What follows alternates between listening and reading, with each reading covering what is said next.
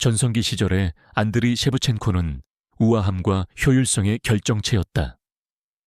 발롱도르 수상자이자 챔피언스 리그의 아이콘, 그리고 세리에 A의 조용한 암살자로서 그는 자신의 세대를 대표하는 가장 완성도 높은 스트라이커 중 한 명으로 찬사를 받았다. 수백만 팬들에게 그의 이야기는 완벽해 보였다.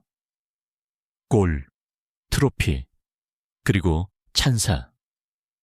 그러나 조명과 박수갈채 뒤에는 굴욕의 순간들, 무너진 신뢰, 그리고 조용한 분노가 숨어 있었다. 사무실에서 내려진 결정들, 라커룸에서 속삭여진 말들, 그리고 결코 헤드라인을 장식하지 못한 배신들. 그리고 이제 48세가 된 그는 가장 깊은 상처를 남긴 5개의 이름을 공개할 준비가 되어 있다. 수년 동안 셰브첸코는 대립을 피했다. 그는 비판에 거의 반응하지 않았고 논란을 부추긴 적도 없었다. 그러나 시간은 한때 자존심이 굳게 잠가두었던 것들을 서서히 풀어놓는다. 최근 오래된 헤드라인과 고통스러운 기억들이 다시 떠오르며 이루어진 한 성찰적인 대화에서 그는 성공이 원한을 지워준 것이 아니라 단지 묻어두었을 뿐이라고 인정했다. 결코 용서할 수 없는 사람들이 있느냐는 질문을 받자 그는 잠시 멈춘 뒤 조용히 답했다. 당신이 상상하는 것보다 더 많습니다. 그 뒤에 이어진 것은 분노에 찬 적들의 목록이 아니라 그의 커리어에서 가장 어두운 장면들을 상징하는 인물들에 대한 차분한 회고였다. 이것은 법적인 고발이 아니라 그의 쓰라림을 형성한 5관계에 대한 감정적 재구성이다.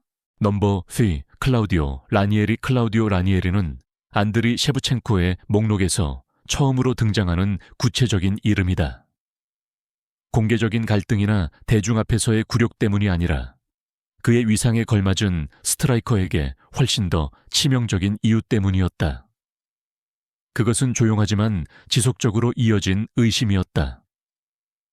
발롱도르의 무게와 밀란에서의 수년간의 지배력을 안고 첼시에 도착했을 때 라니에리는 거의 즉시 셰브첸코로 하여금 명성이란 것이 그다지 중요하지 않다는 느낌을 받게 만든 인물이었다. 훈련 세션은 힘들었지만 방향성은 없었다. 전술 지시는 매주 바뀌었고 셰브첸코는 자신의 역할이 무엇인지 종종 확신하지 못했다. 중요한 경기들에서 그는 벤치에 남겨졌고 팀은 득점에 어려움을 겪었다. 팀과 가까운 사람들에 따르면 특히 고통스러운 한 차례의 저회 이후 셰브첸코는 라니에리를 개인적으로 찾아가 이렇게 물었다. 제가 아직 무엇을 더 증명해야 합니까? 대답은 단호했다. 나는 이름이 아니라 균형이 필요하다. 그 한마디는 어떤 태클보다도 깊게 파고들었다. 셰브첸코에게 신뢰는 전부였다. 그것이 없으면 자신감은 사라졌다. 그는 이후 한 팀 동료에게 이렇게 털어놓았다. 감독이 너를 믿지 않으면 경기가 시작되기도 전에 이미 싸움에서 지고 있는 거야. 라니에리는 셰브첸코의 커리어를 파괴하지는 않았지만 원한의 첫 씨앗을 심었다. 그리고 이 순간이 곧 첼시에서 펼쳐질 훨씬 더 어두운 장의 시작이었을까. 넘버 4, 조제 무리뉴 클라우디오 라니에리가 의심의 첫 씨앗을 심었다면 조제 무리뉴는 그것을 공개적인 대립으로 바꾸어 놓았다. 무리뉴가 첼시에 도착했을 때 그는 절대적인 권위와 명확한 권력의 비전을 함께 가져왔다. 시작부터 셰브첸코가 그 비전의 중심에 있지 않다는 사실은 분명했다. 그의 화려한 이력에도 불구하고 그는 리더라기보다는 과거로부터 물려받은 문제처럼 취급되었다. 라커룸 안의 긴장은 뚜렷했다. 무리뉴는 전술적 복종을 완벽하게 요구했고 셰브첸코는 본능과 타이밍, 그리고 움직임의 자유에 의존했다. 충돌은 피할 수 없었다. 셰브첸코가 거의 공을 받지 못한 채 팀이 부진한 경기를 치른 뒤 무리뉴는 공개적으로 이렇게 말했다. 어떤 선수들은 모든 걸 다 해줘야 한다. 그의 이름을 직접 언급하지는 않았지만 그 말은 외과 수술처럼 정확하게 꽂혔다. 동료들은 그 메시지가 누구를 향한 것인지 정확히 이해했다. 비공개적으로 상황은 더 나빴다.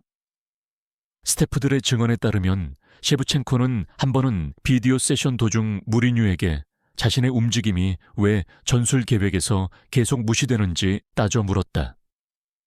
무리뉴의 대답은 냉혹했다. 너는 네가 원하는 곳이 아니라 시스템이 허락하는 곳에서 뛴다. 그 순간부터 셰브첸코의 역할은 축소되었다. 출전 시간은 사라졌고 자신감도 뒤따라 사라졌다.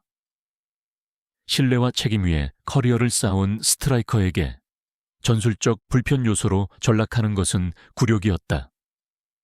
셰브첸코는 결코 소리치지 않았고 문을 쾅 닫고 나간 적도 없었다. 그러나 원하는 침묵 속에서 굳어졌다. 이 카탄 권위가 그의 첼시의 꿈이 진정으로 무너진 순간이었을까? 넘버 3 얍스탐 셰브첸코의 목록에서 세 번째 이름은 감독도, 정장을 입은 인물도 아니라 한 경기 이상의 상처를 남긴 상대 선수다. 얍스탐은 유럽 전역에서 냉혹한 수비수로 알려져 있었으며 두려움과 존경을 동시에 받는 존재였다. 그러나 셰브첸코에게 있어 스탐과의 단 한 번의 충돌은 끝내 완전히 회복하지 못한 전환점이 되었다. 강도가 극도로 높은 유럽 대회 밤, 경기는 이미 아슬아슬한 균형 위에 놓여 있었고 그 순간 충돌이 일어났다. 셰브첸코가 공간으로 가속하는 순간 스탐은 늦고 거칠게 들어왔다. 그 태클은 심판의 눈에는 합법적으로 보였지만 결과는 잔혹했다. 셰브첸코는 평소보다 오래 그라운드에 쓰러진 채 무릎을 움켜쥐었고 경기는 그의 주위에서 계속 흘러갔다. 마침내 일어섰을 때 무언가가 달라져 있었다. 한전 동료에 따르면 셰브첸코는 이를 악문 채 이렇게 중얼거렸다고 한다. 그는 자신이 무엇을 하고 있는지 정확히 알고 있었어. 그 후 며칠 동안 의료보고서는 경미한 손상을 언급했지만 통증은 몇 달 동안 계속되었다. 그의 폭발력은 사라졌고 첫걸음은 느려졌다. 이후 스탐은 이 사건을 가볍게 넘기며 이렇게 말했다. 이게 축구야. 버티지 못하면 하지 말아야지. 그 말은 깊이 상처를 남겼다. 셰브첸코에게 이것은 단순한 태클이 아니었다. 그 이후의 무관심이 더 문제였다. 한 상대가 그의 몸과 커리어의 흐름을 바꿔놓고도 아무런 대가 없이 떠날 수 있다는 감각. 이것이 그의 신체적 쇠퇴가 진정으로 시작된 순간이었을까? 넘버 2, 그를 실패의 상징으로 만들어버린 언론 셰브첸코의 목록에서 두 번째 자리는 한 사람의 얼굴이 아니라 강력한 집단적 힘이 차지하고 있다. 대중 앞에서 그의 이미지를 다시 만들어버린 언론이다. 한때 치명적인 스트라이커로 찬사를 받았던 그는 어느 순간 조롱의 대상이 되었다. 헤드라인은 전술을 분석하는 것을 멈추고 정체성을 공격하기 시작했다. 한 타블로이드는 첼시 역사상 최대의 실패작이라고 선언했고 또 다른 매체는 그의 발롱도르가 역사의 실수였는지 비아냥거리며 물었다. 가장 아팠던 것은 경기력에 대한 비판이 아니라 그 어조였다. 한 번의 결정적인 기회 실수는 쇠퇴의 증거가 되었고 한 번의 교체는 굴욕의 증명이 되었다. 그의 측근들에 따르면 셰브첸코는 한면 기사에서 그의 용기를 의심하는 제목을 본 뒤 신문을 완전히 읽지 않게 되었다고 한다. 그는 이렇게 말했다고 전해진다. 그들은 고통을 보지 않는다. 골만 샌다. 특히 긴장된 한 기자회견에서 한 기자가 그의 연봉에 비해 성과가 부끄럽지 않느냐고 물었다. 셰브첸코는 고개를 숙인 채 바닥을 바라보다가 조용히 답했다. 나는 당신들이 생각하는 것보다 더 열심히 일한다. 회견장은 침묵에 잠겼지만 이미 피해는 발생한 뒤였다. 이야기는 이미 그렇게 쓰여 있었다. 언제나 자신의 축구로 말해왔던 선수에게 공개적으로 존엄성을 박탈당하는 경험은 치명적이었다. 언론은 그의 몸을 부수지는 않았지만 그의 정신을 산산조각냈다. 그리고 한 선수가 세상이 자신을 바라보는 시선에 대한 믿음을 잃었을 때 과연 다시 회복할 수 있을까? 넘버 1. 로만 아브라모비치 셰브첸코의 목록 맨 위에는 가장 강력한 인물이 자리하고 있다. 로만 아브라모비치는 감독도 수비수도 기자도 아니었다. 그는 셰브첸코 커리어의 마지막 장 전체를 다시 써 내려가게 만든 결정을 내린 인물이었다. 첼시로의 이적은 축구적인 논리에서 비롯된 것이 아니라 야망과 상징성, 그리고 압박에서 태어났다. 아브라모비치는 세계적인 아이콘을 원했다. 셰브첸코는 그 역할에 맞는 선수가 되기 훨씬 이전부터 이미 그 아이콘이 되어 있었다. 클럽 내부에서는 셰브첸코가 구단주의 선수라는 사실이 널리 알려져 있었다. 그 낙인만으로도 상황은 독이 되었다. 감독들은 제약을 느꼈고 동료들은 거리를 두었으며 모든 실수는 정치적인 무게를 지니게 되었다. 라커룸과 가까운 사람들에 따르면 셰브첸코는 한 번은 사적으로 이렇게 인정했다. 나는 이 이적을 마음으로 선택하지 않았다. 그것은 나를 위해 선택된 것이었다. 결과가 기대에 미치지 못하자 지지는 빠르게 사라졌다. 아브라모비치는 침묵했고 멀리 떨어져 있었으며 손댈 수 없는 존재로 남았다.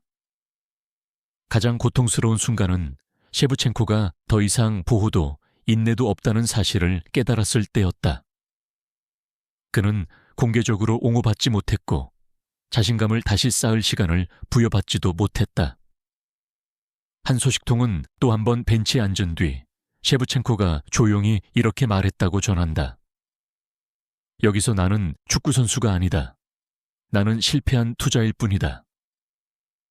그 깨달음은 어떤 태클이나 헤드라인보다도 더 아팠다.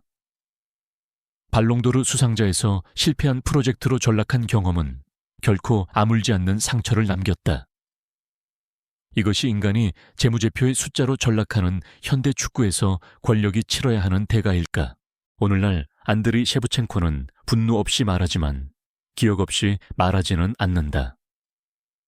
이 5 이름은 가장 단순한 형태의 증오를 의미하는 것이 아니라 골이 멈춘 이후 그가 어떤 사람이 되었는지를 형성한 실망의 장면들이다. 성공은 그에게 영광을 안겨주었지만 갈등은 상처를 남겼다. 뒤를 돌아보며 한 가지 질문은 여전히 답을 찾지 못한 채 남아있다. 말로 꺼내지지 않았을 뿐 비슷한 목록을 마음속에 품고 살아가는 전설들은 또 얼마나 많을까.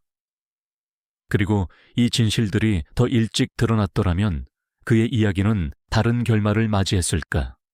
아니면 축구가 인간보다 더 커진 그 순간 이미 운명은 쓰여졌던 것일까?